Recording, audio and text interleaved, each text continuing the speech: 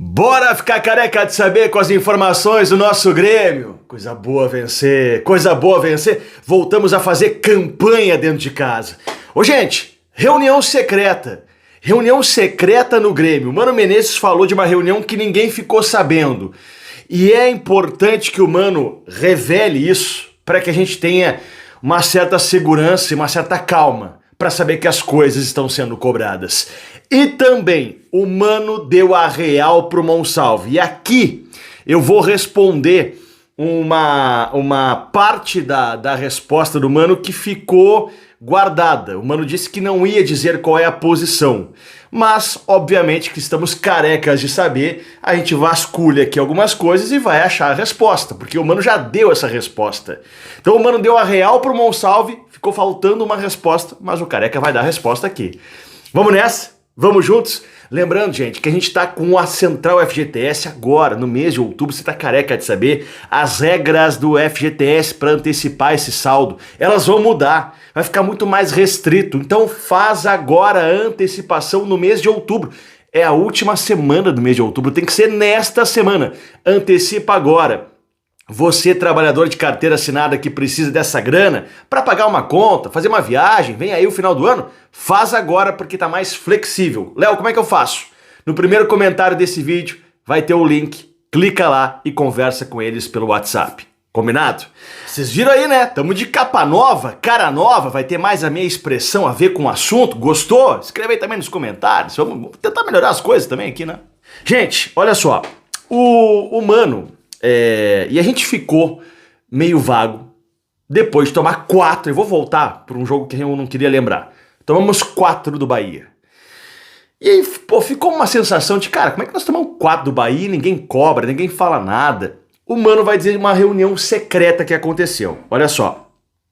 Olha o que o Mano falou aqui, tá? Abre aspas. Para Mano Menezes. A gente teve uma reunião que vocês, da imprensa, não noticiaram porque essa foi mais segredo.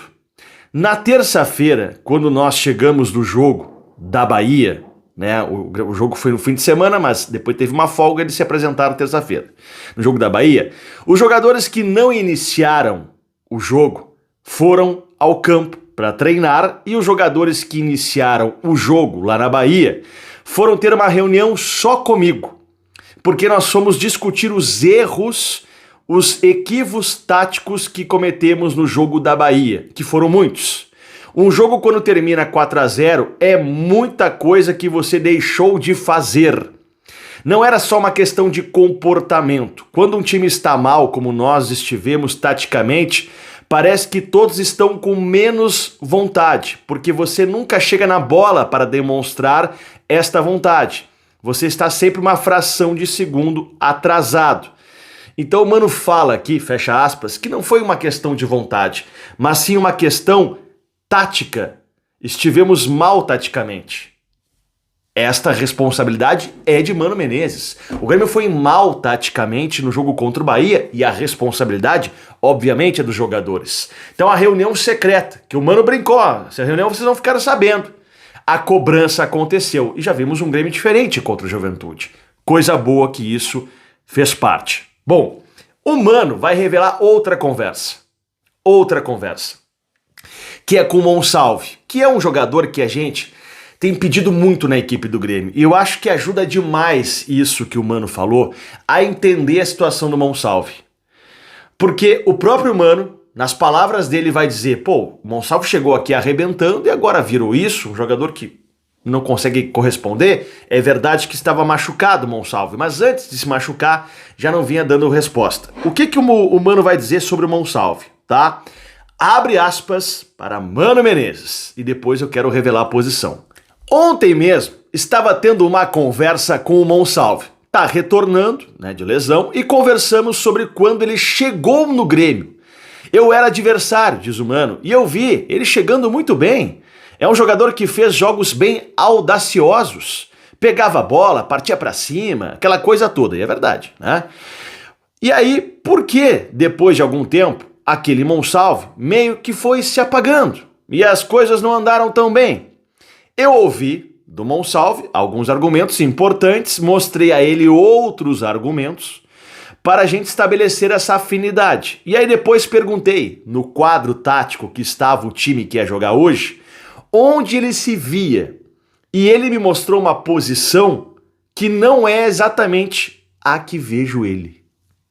Então nós conversamos, mostramos coisas e disse, ó, se quiser fazer essa função que tu está te vendo, tem que fazer isso, porque a função exige. Não é uma questão de eu gostar ou não gostar. Então é isso. Pode ser que lá na frente vá fazer. Pode ser que ele mostre para mim que ele tenha capacidade de característica para fazer. E eu, com maior facilidade, vou me entregar e vou colocar ele nessa posição. Então, o Monsalve mostrou no quadro pro Mano, eu gosto de jogar aqui, eu quero jogar aqui. O Mano disse, aqui não dá, tu tem que jogar aqui.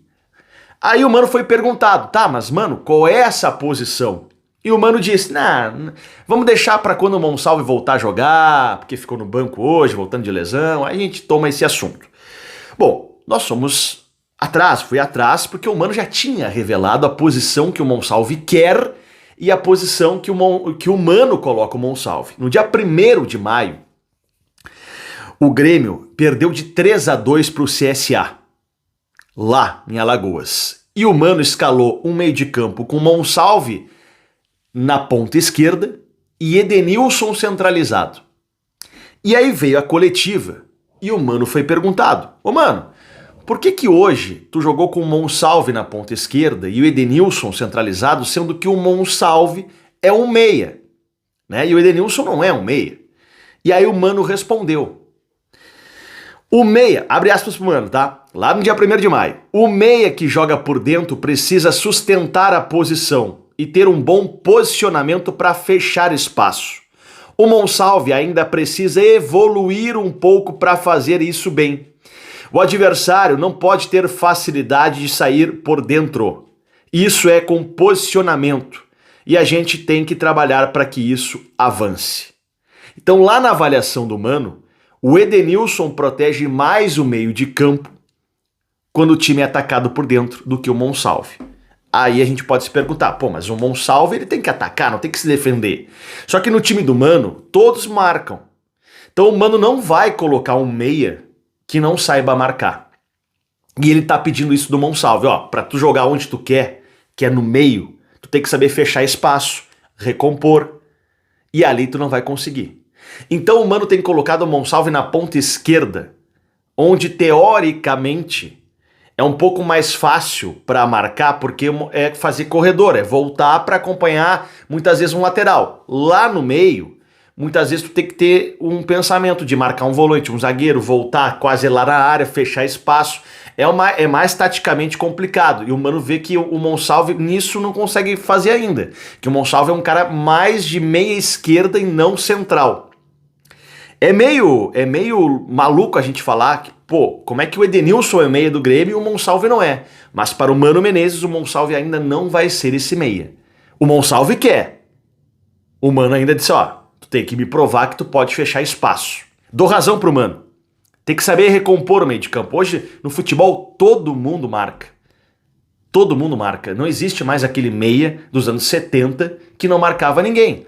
Vamos lembrar aqui, eu não sei se cabe a comparação, vou me arriscar. O Jean-Pierre era um meia clássico, lembra? Mas não tinha recomposição, não marcava em ninguém o Jean-Pierre. E hoje o Jean-Pierre se aposentou, voltou a jogar, teve problema de saúde, é verdade, né? Mas ali já tinha problema, ia pro banco de reservas.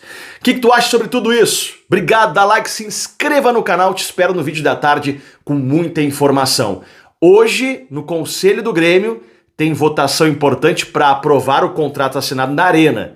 E quinta-feira, a eleição para escolher o presidente do Grêmio. Primeiro turno, vai para o segundo turno. Mas o primeiro turno vai pegar fogo para colocar as duas chapas Calef e Odorico para saber quem tem mais força neste momento no Conselho.